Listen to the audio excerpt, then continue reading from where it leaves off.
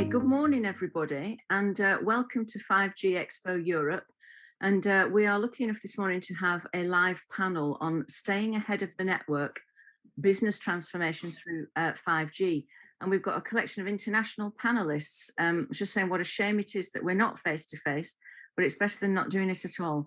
So if you wouldn't mind introducing yourselves, Edwin?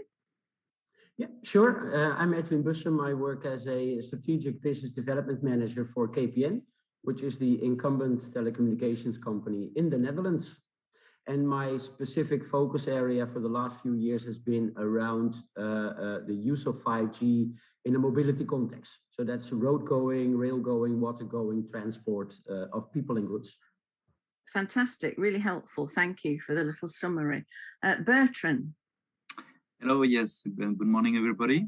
I am working, in fact, in a company called Valid, which is dedicated to security by the means of, particularly in the telecom area, of SIM cards and the future ways of introducing SIM cards in our systems. But here, indeed, in this event, I am representing the Trusted Connectivity Alliance, which was known in the past as the SIM Alliance, which is representing the interest of the whole industry. Fabulous, thank you. And last but definitely not least, Alexandra. Hello, sorry my video doesn't come through. So Alexandra Usmo, I am the founder and CEO of a company called Immersion. What we do is we create 3D gamified websites, and they basically are a new type of representation of companies, very much tech companies. We believe that the future of the web will be very much like the metaverse, which is something very much talked about these days. And in order for that to work, we're going to need extremely powerful connectivity. So our websites these days tend to take quite a little while to load. At the same time, I'm also a co-chair of the UK 5G Creative Industries, and where we are trying to accelerate the take-up of 5G in the UK by various creative players. And also, I am the leader for Women in Immersive Technologies in the UK, which is a group of over 3,000 members in Europe of women working with virtual reality, augmented reality. Lovely, thank you. Yes, you're the co-chair of the UK 5G Creative Industries Working Group specifically, aren't you? That's right. Wonderful, thank you very much. So we've got a few interesting questions here, and I'm going to do my best to navigate us through it without any tacit cues from anybody. And we've got a Q&A at the bottom for our listeners. So I will, after each question, I will go to the Q&A and see if there's anything to pick up, and I will go to the Q&A at the end as well. So our first starter for 10 is, how does analysing real-time complex data, how will that allow for true business transformation from enhancing on-site engagement to rural operations? So we hear a lot about this, but in practice, Bertrand, how is this actually going to work? If I could come to you first. Okay, so thank you to give me first the microphone, because I'm probably looking at use cases that are much more boring than the one of Alexandra. No? So, I would mention that, of course, 5G will create a lot of changes. I would first mention the what we call the V2X configurations, which are the vehicle to anything. I think it's an important field of applications because it is showing that the 5G network will not only be a network, no, it's a federation of networks. So it means that we will have what we call the 3GPP networks, so the ones that are regulated, and the non-3GPP, like just Wi-Fi. You know? So the federation of all these networks will create a lot of very interesting opportunities. Another aspect which I think is important to note is the fact that we will be mixing private and public networks. So that will also support a lot of concurrent engagement, you know, from the end users. So of course, I mean, the companies, the clinics, the rural areas will benefit from that. So it will really transform. We know in my company, so in Valid, where we have a subsidiary called Agrotopus, which is dealing with all the rural areas and the way, of course, of applications that will benefit from the latency that will be brought by the 5G. So yes, I mean, of course, there are the standard ones. There are some new ones, particularly in rural areas, and probably other elements that my colleagues will comment. So an exponential gain in connectivity that's not just 5G, it's a federation of networks, which I haven't actually heard that phrase before, but I think it describes it really well. So if the hypothesis then is that this federation of networks will support real-time complex data processing, for example, on the edge. So I'm a technologist and I love technology, and I'm also an academic. And so I'm acutely aware of sometimes the difference between what we know we can do and what when we're actually rolling it out, when are real people being able to implement these things. So Edwin, I think you had some interesting examples. Yeah, basically with new technology from a KPN perspective, what we've done is we've adopted an approach which we call business first, technology second, where it was not about network technology push out to customers, but it's really about setting up field labs in real world application situations where we were scraping by from a technology perspective, but really making the use cases possible. And we've done that in a number of areas. We've done one, which is my own little baby around road going mobility. And Bertrand already mentioned the V2X connectivity, which we have applied to vehicles and to roadside infrastructure in that particular field lab. But the same thing we've done for crowd management around events in the one of the playing arenas for UEFA Euro 2020. We've done it in a rural area where we've basically even transformed the way a farmer is able to grow his crops. We've done it in process industry with Shell, where you would typically see that fixed networks are a little bit hard to roll out on a plant like that. So it's really about getting the use cases where the network technology potentially could be of added value to that particular customer's business case. Okay. And sorry. that's really been the approach that we've adopted, and we're still doing that even now when we have close to nationwide coverage on 5G. Great. Really good, rich, lots of examples there. I am actually a professor of digital transformation. So when you talk about a farmer integrating this level of data-driven insight, I'm acutely aware that that's a hell of a digital transformation. Yeah. There are many, many scenarios where we're already very well connected. And I mean, even, for example, integrating sensor technology into a utility company in a way that actually hits the decision makers and changes what they're doing with the data it doesn't always happen. The data will sit there in pie charts and no one's doing anything with it. So how are these people moving from something that's effectively 100% analog, or forgive me, I know very little about farming, to integrating real-time data-driven insights? And are they moving, or is it just an example and the industry hasn't yet transformed, or it's about to transform? Is that for me again? Yeah. Yeah, sorry. Yeah, basically, it takes a coalition of the willing, if you will, at the very start. So when we started, it wasn't like there were hordes of farmers on our front, knocking on our front doors, yes, because they would like to somehow go through a digitalization of their processes. We've been working with one of the universities, which is focused on agritech. And it only took one farmer that was willing to at least give it a go. Okay. But the moment that particular person witnessed with a drone, which is monitoring the soil saturation for water, as well as being able to monitor where you would have to deploy some pesticide. it really was an eye opener, because it was a win-win. He didn't have to do a lot of work himself. There was a real-time application. He was used to monitoring his crops with a drone, but it took him 2 days to analyze the data, whereas now the drone would send real-time information to autonomous equipment that was running across his field.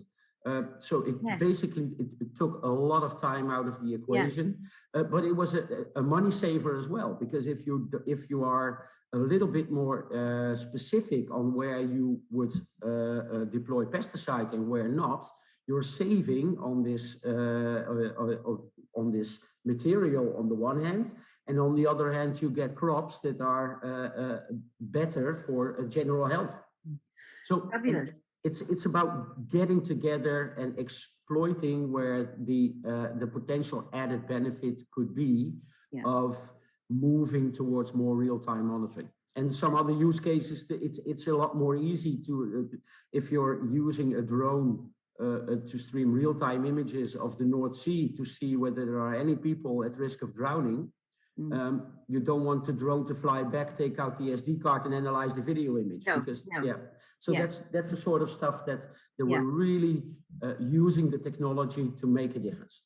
So that implies then that the absence of technical legacy and the real-time processing is making it easier to adopt. So my example of it all sitting in pie charts is kind of circumvented because it's kind of it's a real-time update.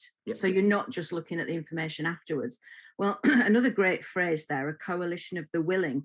And I know because I'm UK based myself, we've had a huge amount of activity around the creative industries in 5G. And as I said earlier, we're lucky enough to have the co-chair of the UK 5G Creative Industries Working Group here, Alexandra. I don't know if you could give us any insights into how real-time complex data has allowed for true business transformation in the creative industries. So there is a whole area of work where I am not too involved in, which is in broadcasting. And I know it's making kind of a revolution in that space, because having the capability to have real-time broadcast, and then in the process of the production, creative content can be very, very heavy data. That I know because we work a lot with 3D ourselves. And so in the production field, I believe it's making some changes, and it allows potentially a real-time interaction with audiences, for example. In our field, I mean, I'm in a slightly different area, and I think there is a lot of startups actually in the Creative Industries Working Group, which are working with virtual reality, augmented reality. And at the moment, a lot of those applications are somewhat offline or very lightened up in terms of the amount of content that's being pushed out to the displays. But there is definitely a future where we can see that we can literally go into a separate virtual world that's operating in the real time as the real world. And the mix between the two worlds will become quite hard to differentiate. I think it's already kind of the case after the COVID. We are always on our screens, even more than before. But now you have to imagine a world where everything will be immersive and in 3D. So you're going to have potentially you can live in parallel lives that are all digital, and potentially you can live in your real life with a lot more information than you ever had before. And we are searching for the use cases. I mean, we are a lot that are searching for the use cases. Will it be advertising? Probably some advertising activity will be coming out, but it doesn't feel like that's what the audience is really looking for. What we see is that the audience is looking for connection, to real-time interaction. We know we have people that are saying that they would like to be able to, for example, watch a football game with their families while they are in the UK and their families is in Australia, being able to really almost be part of the same room at the same place and cheer and share at the same time. So more about shared experiences then, perhaps, in the creative industries. I think you touched on something halfway through your answer that implied that you're perhaps still struggling for bandwidth. because it's a very data rich and, you know, like a narrative experience goes on over a long period, doesn't it?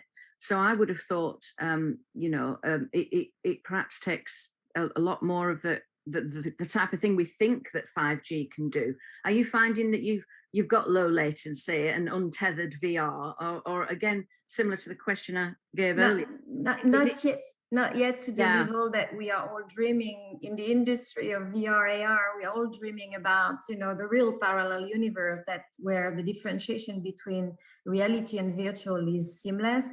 That's not yet there, because in order to actually push the data out there, we have to compress it. So you end up with applications that look a little bit cartoonish, perhaps, you know, like video games, which is cool, but you can clearly differentiate that from the reality. So it means in our case that we are creating websites that where, you know, I tell my team the maximum size once it's all compressed and everything is 20 megabytes, I think we are at. And that's going to take about 10 seconds for anyone who has a 30 megabytes per second bandwidth to load. It's just very far away from what people are prepared to use today. It's right? sounding a bit like 1994 again. Yes. 256 colors and a low polygon count. Exactly. We are counting every polygon, and what we will need, what 5G will allow us, is that we're not going to need to think about that in the future. We're just going to focus on the experience. Yes, theoretically. I think Yes. that's going to be up to people like Bertrand to fix. So have you anything to add there, Bertrand, in terms of the ambition of consumer facing creative content and the background of the, you know, federation of networks managing to deliver something that meets our expectations in terms of resolution and speed and interactivity? Oh, you're muted, actually. Can I unmute you? No. Exactly. No, sorry. Yes, you're right. I mean, of course, I mean, 5G will have, in terms of latency, in terms of bandwidth, an order of magnitude, if not two, of progress. No, so that's very important. Another point that which is the characteristics of these new networks, 5G networks, is that we will have what we call slice, no? The slicing. So that means that the network will be adapted in real time to some of specific requirements. That's very important for first. I mean, these kind of requirements where we may have a search. So at one moment there is a need for a lot of computing, a lot of bandwidth, a very small latency. And then, of course, I mean, for the whole network to be to have the efficiency, then of course, then it will adapt in real time to some other type of requirements, depending on who is really exploiting the networks. So okay. that's another way of creating and having all this creativity flourish. Yeah. Well, just to play devil's advocate a little, because I have no idea about the technical literacy of our audience, does this imply that if Alexandra is running a big live augmented reality event down the street, am I going to struggle to get a signal if I'm doing something else? Well, of course, I mean, we don't know.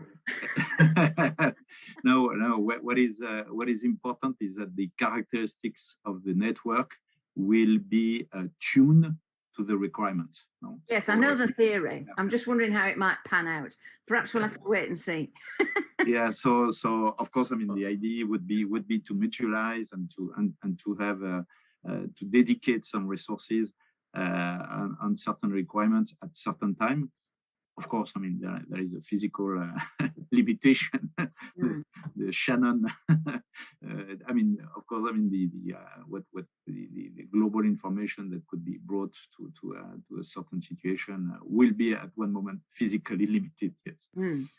Yes. But okay, we can progress. We can progress. Yes, we'll have to work out where bandwidth needs to go in real time, won't we? For example, if there is, God forbid, an accident at a live event. So I suppose the theory is the responsivity of the network slice can be, you know, wherever it's demanded, it can go.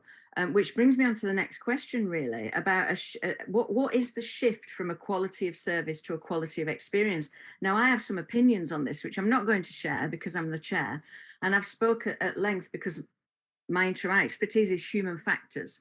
And what we call user experience is very different to what the telecoms traditionally have called quality of service.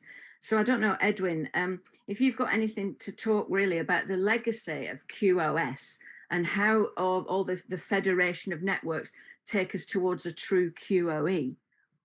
Well, the quality of service thinking obviously is a little bit inside out thinking, right? We've got our stuff in order, and here's the proof that that it's working. Whatever you do with the connectivity, and this comes from a net neutrality perspective as well. Whatever you do with the connectivity is really none of our business as an operator. And that is now shifting, because what you see is that the consumer or a B2B type experience is the connectivity plays a part in it. But as you will see applications or use cases growing towards more business critical, mission critical type applications, it doesn't matter if we're able to say, listen, the latency was still within a certain bandwidth, so the quality of service as far as we're concerned is good, if somehow a patient died on the operating table whilst relying on that on that same connectivity. You can say, it was poorly designed from the start, so you should have had a different KPI associated with quality of service, but you really need to think outside in. What's the consumer experience that they're in need of, and then you derive that back into what do we as operators need to make sure that we have in order. And the example I always give is with the Tesla. Tesla was one of the first vehicles that had really the connectivity was an integral part to the whole experience. But I dare and I challenge the audience as well, who's delivering that connectivity? Who do you start complaining to if you don't get a signal in your Tesla? That's the whole thing, right? It's become an integral part of the product or service that you're buying in a public domain. And the connectivity is basically driving your entire consumer experience. And that's where operators need to change their focus on how they look at the market as well. Yeah, excellent explanation. So Bertrand, how would you frame the move from quality of service to quality of experience and personalization even? Yes, but of course, I mean, for TCA, okay, we believe that I mean, for this quality of experience, it's important that it relies on consistency, no? And this is the consistency of the connectivity, which of course, I mean, I will not say on the SIM, but at least on the SIM technologies, no? So something that is the consistency of the user experience will or is based on this consistency, and this is for limiting the what is terrible, no, the fragmented experience, no, particularly if you have to be to hop from a I was mentioning the 3GPP networks and the non-3GPP. I mean, if at one moment you are switched to Wi-Fi or switched to other type of communication of networks, it's important that this is totally seamless, no? That your identity is really brought from one network to the other one. I think there is also another point which is very important, is this there is a demand for abstracting the end user from a situation of multi-devices and multiple IDs. What do I want to say? Multiple identities to be enabled on one device, on a single device, and on the contrary, sharing a single user identity across the multiple devices. So okay. I believe that this is something very, very important, that we can solve all these situations. So consistency of experience, technology-wise, is very important. And this is what we want to bring to the user experience. I'm quite heartened about that, because you're from a very technical end of the 5G world, really, from my point of view. And my hypothesis was a personalized network slice, because I know how I would want to kind of have some sense of convergence in and around the user. Actually, much more user-centric.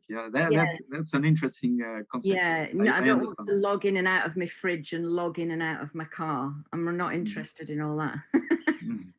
So, Alexandra, with regards to quality of experience and personalization in the creative industry, we've touched on the QoE, the experience side of it, and made a few wry comments about the capacity and the bandwidth. But what about personalization? What does 5G and real-time analysis of data bring to personalization in creative industries, do you think? I think, Karen, I'm not going to talk about creative industries here, because I have better, a very personal example as well. I've recently been diagnosed with type 1 diabetes, and it's all right. And of course, being a technologist, my first thing has been to look for what technologies out there to help fix this. And turns out there is sensors. And they are very easy to access. You can buy them, and they are absolutely amazing. I've even discovered a company called Super Sapiens that is now reutilizing those sensors for sport athletes. And what this sensor does is that it keeps monitoring your glucose in real time for 15 days in a row, and then you just change the sensor after 15 days. And that has opened my eyes to the potential of monitoring everything that's potentially going on inside your body in real time. What does that do? It does that because it's real time. You have the opportunity to course correct very quickly because you see trends going on. So after 5 minutes, you see a slight trend going down. Maybe you think, okay, I need to eat a little something because the blood sugar is going down. And the same goes the other way around. You can tackle it. Now imagine you've got that to measure, I don't know, viruses, potential contaminations, all sorts of things really. And then you can thereon take that to the farming industry and imagine how if the livestock would be having sensors, then they could also have some proactive preventive operations taking place on them. That would increase productivity, I suppose, because the quality would be improved, the quality of these livestock growth. So I think of course, it's at the same time that it's changing quality, it's also changing in terms of me as a human, my experience about everything in my life. Because now I have an opportunity to decide what I want to, how I want to course correct things. And you could imagine that with, I really love your personal network slice idea. That's probably what I would want, because maybe I could connect this to my supermarket or food delivery, and it would proactively order some specific food, etc. And we can spin off, of course, this idea to manufacturing, to so many things in business and life. So I think we're about to experience the world with a lot more knowledge and opportunity to change errors before they even happen. So we're supposed to be getting a better life and better businesses, I suspect. I think that's an excellent example, actually, and it is aligned with the example that Edwin gave with the farmer, isn't it? So that we're not really the exponential gain in connectivity that the Federation of Networks is going to afford us brings about something far more profound than perhaps, looking in the other direction, waiting for greater bandwidth. Because to an extent, you can experience immersive creative content in a 3D cinema, etc., etc., etc. Whereas this type of stuff, this is what we used to call post-humanism. this potentially gives us the opportunity for a digital twin of ourselves. Yes. Which is a profound shift in the notion of integration between between biology and telecoms, really. So I'm going to skip a question, I think, and come back to the one about ROI, because this segues neatly into questions of ethics. So the question here is, how far can connectivity capabilities go before network data encryption becomes invasive, intrusive, or barriers of ethical issues come into play? So I think for a medical example, we're assuming that whoever has that information is agnostic. They're a hospital. It's not going to be sold on to insurance companies or mortgage providers. We're not going to want to have a biological credit rating that demonstrates how fit we are to repay a long-term mortgage, because this course correction thing, instead of being dedicated towards helping us manage our health, it could actually be used for businesses to mitigate risk. So I don't know if I've gone off the deep end here, Edwin, but you look like you're thinking about what I'm saying. Not like me to go off the deep end. No, I fully grasp some of the challenges you're throwing out there. The other side of that medal is if for every application we would need to roll out technology for a point solution only, it's really a bit of a waste of resources. Obviously, when you run into ethical discussions around using personalized data, but I always use the example of reusing CCTV images by, on the one hand, law enforcement officers, and on the other hand, by local planning officers within the municipality. At this moment, in a Dutch context, I should say, I don't know about the UK post-Brexit, but in a Netherlands context, what happens is that if you have law enforcement cameras monitoring specific area, then if the municipality wants to also monitor that same area, what they do, they just put up another video camera.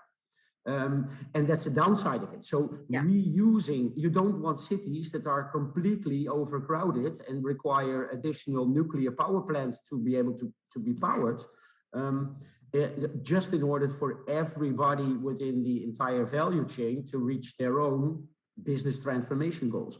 So there is a need for a reuse of the sensoring technology. How that becomes a balancing act when it comes to the ethical discussions, that's a good question, and I wish I would have the answer, because then I'd be able to drive double-digit growth within the company I work for. But it is some of the questions that we need to now address. When I started my story, it was about business first, technology second. Was about exploring what the technology may do to transform a business. And in the example Alexandra gave, which was a high impact on her as an individual, you could also argue that that's a digitalization of the healthcare industry. So and we took first baby steps. And then you run into all these sorts of, even what, and I'm probably guessing that Bertrand is going to go loose on the security implications of this as well, because you run into barriers. The technology is going to work. We've surpassed that phase where it was about, can we test it? Can we test drive it? Can we see what happens? Now we're into a phase, okay, but what are all the other stuff that we need to address? And I don't think we're there yet, not as an industry, not as a society. No, but we've kind of lived through that dynamic for quite some time now, that the technology works, but what are we going to do with it? So I think on the one hand, the example you gave is perfect for, let's say the farmer could have access to a data marketplace where he uploads the live feed and it's analyzed, he trades it and it's analyzed, and we learn more about potato blight from a big data set, a real-time data set of how the virus might be moving. But when it comes to human beings, it becomes more of a I'm going to say hot potato, but that's two potato metaphors in one sentence. So I'll hand over to Bertrand now on the issue of privacy and security, particularly with relation to ethics on perhaps human data, or any other examples you might like to share. No. Well, sorry, I will be boring again. Yes, I believe. Boring. I believe that on the technology side, we have to bring, tools, no? And so, of course, tools to protect the privacy, but we also have to work on anonymization. We need to work on a lot of concepts that are, of course, very, very important in order to then define the right equilibrium, no, between within the data that have to be shared, that have to be processed, artificial intelligence, so on. Of course, to better the situation for everybody, and at the same time, of course, not to be living soon in a very supervised society. So yes, well, one element that we are very advocating in the TCA is the tools that is now proposed in the new releases of the GSMA for 5G, which is it's called the SUPI or sushi, whatever the name we give, which is the way to protect what was called before in the previous generation the IMSI, so the identity of the participants in the network. So this is something we are pushing, and we are trying to lobby for the first time. The GCA was trying to act as a lobbyer for the regulators in the different countries in order to implement that, and to implement that with computation and so on done and performed in the endpoint, in the SIM. Yeah. This is very important. I think everything should be under the control of the end users, and they have to decide what they have to share or not. Not asking for a consent, as every time we are surfing in the internet, we always say yes, just to have access to the information. But at least the consent for sharing the information, and with all the computation done on the SIM.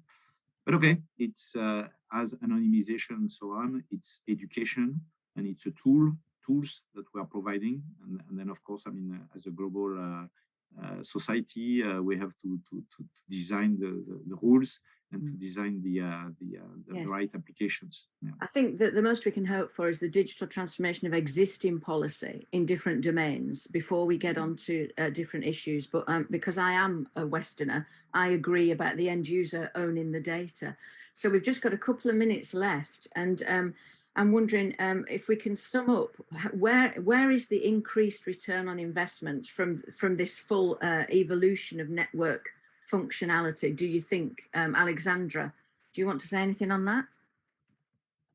Sure, I think it comes back to the prevention aspect, the real-time data and prevention. By definition, if you have that sort of data, there will be less errors, and less errors means higher productivity. Qualitative productivity. So yeah, I'd personally suggest that people start to put sensors everywhere and start to use the technology. I think I'm going to leave it on that note. We've got 1 minute to go, and that's a superb ending. Qualitative productivity. So if there's 3 takeaways, it's a federation of networks, a coalition of the willing towards qualitative productivity. I think that's a really valuable debate we've managed to have there. Thank you very much to our guests. I don't have any questions, and I think we'll be spontaneously logged off in a nanosecond. Yeah, there were 2 questions, but but I saw that we were running out of time, so I answered them on the chat function. Thank you. I did keep pulling it up, but I didn't see anything. Well, heavily personalized responses, but it works, no problem. Thank you very much, everybody, and thank you to our audience for attending. And I'm assuming the recording will be available online. for other people who couldn't log in right now to join us. And I look forward, hopefully, to meeting you guys in person and meeting our experts, or some of our audience, sorry, in person at the next 5G Expo, which we're all hoping will be face-to-face. Thank you very much. Thank you. Thank you. Bye. Have a good day. Bye-bye.